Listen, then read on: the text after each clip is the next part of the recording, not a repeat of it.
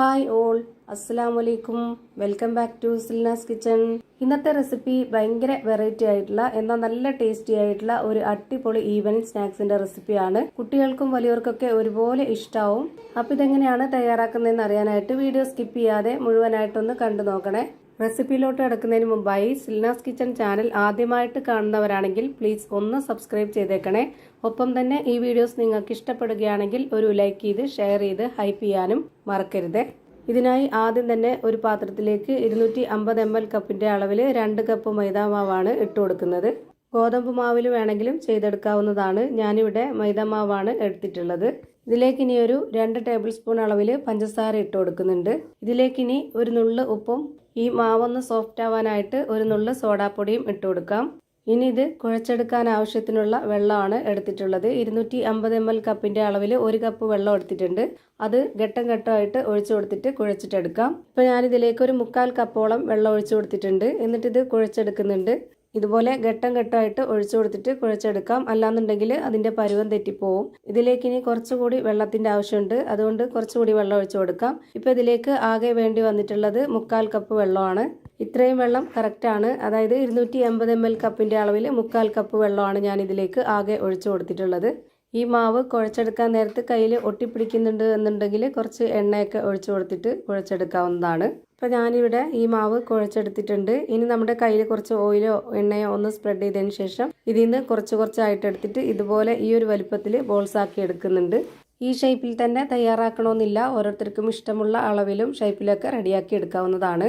ഇപ്പം ഞാനിതാ ഈ ഒരു വലുപ്പത്തിൽ തന്നെ എല്ലാം റെഡിയാക്കി എടുക്കുന്നുണ്ട്. ഇനി ഇത് മാറ്റി വെച്ചേക്കാം. അടുത്തതായി ഇതിലേക്ക് വേണ്ടുന്ന ഫില്ലിങ്സ് തയ്യാറാക്കാം. അതിനായിട്ട് ഞാനിവിടെ ഒരു പാൻ സ്റ്റൗവിലേക്ക് വെച്ച് ഫ്ലെയിം ഓൺ ആക്കി കൊടുത്തിട്ടുണ്ട്. ഇതിലേക്ക് ഇനി 1 ടേബിൾ സ്പൂൺ അളവിൽ ബട്ടർ ഉരുക്കിയതാണ് ഒഴിച്ചു കൊടുത്തിട്ടുള്ളത്. നെയ്യാണ് ചേർത്ത് കൊടുക്കേണ്ടത്. നെയ്യാണെന്നുണ്ടെങ്കിൽ കുറച്ചുകൂടി മണവും നല്ല ടേസ്റ്റൊക്കെ ഉണ്ടാവും. നെയ്യില്ലാന്നുണ്ടെങ്കിൽ ഇതുപോലെ ബട്ടറിൽ ചെയ്തെടുത്താലും മതി. ഞാനിവിടെ ചൂടായി വന്ന ഈ ഒരു ബട്ടറിലേക്ക് ഇട്ട് കൊടുത്തിട്ടുള്ളത് ഒരു 3 മീഡിയം സൈസിലുള്ള നേന്ത്രപ്പഴം നന്നായി പഴുത്തിട്ടുള്ളതാണ്. ഈ ഒരു വലിപ്പത്തിൽ കട്ട് ചെയ്തിട്ട് ഇതിലേക്ക് ഇട്ട് കൊടുത്തിട്ടുള്ളത്. പിന്നെ അതിലേക്ക് ഒരു 1/2 കപ്പ് അളവിൽ തേങ്ങ ചിരകിയതും കുറച്ച് അണ്ടിപ്പരിപ്പ്, മുന്തിരി, ഏലക്ക ഇതെല്ലാം കൂടെ ചേർത്തിട്ട് കൊടുത്തിട്ടുണ്ട്. പിന്നെ ഇതിലെ മധുരത്തിന് വേണ്ടിയിട്ട് ഒരു 1/4 കപ്പ് അളവിൽ പഞ്ചസാരയും ആ ഒരു മധുരത്തിനെ ബാലൻസ് ചെയ്യാനായിട്ട് ഒരു നുള്ള് ഉപ്പ് ഇട്ട് കൊടുത്തിട്ട് ഇതൊന്ന് അടച്ചു വെച്ച് വേവിച്ചെടുക്കുന്നുണ്ട്. ഇത് വെന്ത് വരുമ്പോൾ ഈ ഒരു പരുവത്തിലിരിക്കണം. ഇതുപോലെ ഉടച്ചു കൊടുക്കുമ്പോൾ നന്നായിട്ട് ഉടഞ്ഞു വരുന്ന ഈ ഒരു പരുവത്തിലായിരിക്കണം റെഡിയായി കിട്ടേണ്ടത്. ഇനി നമുക്കിതിൻ്റെ ഫ്ലെയിം ഓഫ് ചെയ്ത് കൊടുക്കാം. ഇനി അടുത്തതായിട്ട് നമ്മൾ റെഡിയാക്കി വെച്ചിട്ടുള്ള ആ ഒരു മാവ് നാരങ്ങ പിഴിയാനായിട്ട് എടുക്കുന്ന ഈ ഒരു മേക്കറിൽ നമ്മൾ കുറച്ച് എണ്ണ ഒന്ന് സ്പ്രെഡ് ചെയ്തതിന് ശേഷം അതിനുള്ളിലേക്ക് ഇതിൽ നിന്ന് ഒരു ബോൾസ് ഇറക്കി വെച്ച് കൊടുക്കുക. എന്നിട്ട് ചെറുതായിട്ടൊന്ന് പ്രസ് ചെയ്ത് കൊടുത്തു കഴിഞ്ഞാൽ പിന്നെ നമുക്കിതിൽ നല്ലൊരു ഹോളായിട്ട് കിട്ടും. അപ്പോൾ അതിനുള്ളിലേക്ക് നമ്മൾ റെഡിയാക്കി വെച്ചിട്ടുള്ള ആ ഒരു പഴത്തിൻ്റെ മിക്സ് വെച്ച് കൊടുക്കുക. ഇതൊന്ന് പ്രസ് ചെയ്തതിന് ശേഷം ഒന്നുകൂടി ഒരു കുഴിയാക്കി കൊടുത്തിട്ട് ഇതിനുള്ളിലേക്ക് ആ ഒരു പഴത്തിൻ്റെ മിക്സ് ഇറക്കി വെച്ച് കൊടുക്കാം. എന്നിട്ട് വേണമെങ്കിൽ നമുക്ക് ഇഷ്ടമുള്ള ഏത് ഷേപ്പിൽ വേണമെങ്കിലും റെഡിയാക്കി എടുക്കാവുന്നതാണ്. ഇങ്ങനെ ആകുമ്പോൾ നമ്മുടെ ഫില്ലിങ്സ് ഒന്നും പൊട്ടി പുറത്തോട്ട് പോകത്തില്ല. നല്ല ഉള്ളിലേക്ക് ഫില്ലിങ്സ് ഒക്കെ വെച്ച് കൊടുക്കാൻ വേണ്ടി നല്ലൊരു ആഴത്തിലുള്ള ഹോളായിട്ട് കിട്ടും. അപ്പോൾ നമുക്ക് എളുപ്പമാണ് ഇങ്ങനെ ചെയ്തെടുക്കാനായിട്ട്. ഇപ്പോൾ ഞാനിതാ ഈ ഒരു ഷേപ്പിലാണ് ഇത് റെഡിയാക്കി എടുത്തിട്ടുള്ളത്. ഇതേപോലെ തന്നെ ബാക്കിയെല്ലാം ചെയ്തിട്ടെടുക്കാം. വീണ്ടും നമ്മൾ ഇതിലേക്ക് കുറച്ച് ഓയിലൊന്ന് സ്പ്രെഡ് ചെയ്തതിന് ശേഷം ഇതിൽ നിന്ന് ഒരു മാവെടുത്ത് ഇതിലേക്ക് വെച്ച് കൊടുത്തിട്ടൊന്ന് പ്രസ് ചെയ്ത് കൊടുക്കുക.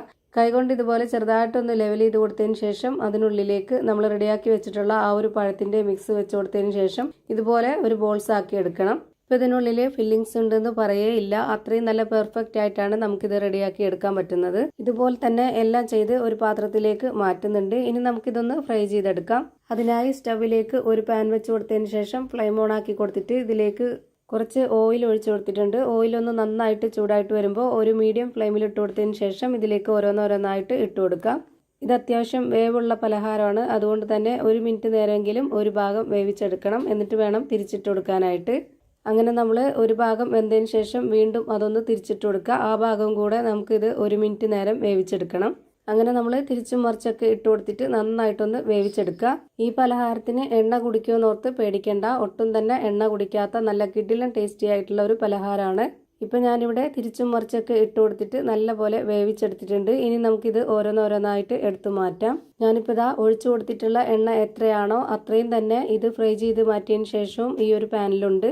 ഇത് കാണുമ്പോൾ തന്നെ നിങ്ങൾക്ക് മനസ്സിലായിട്ടുണ്ടാവും.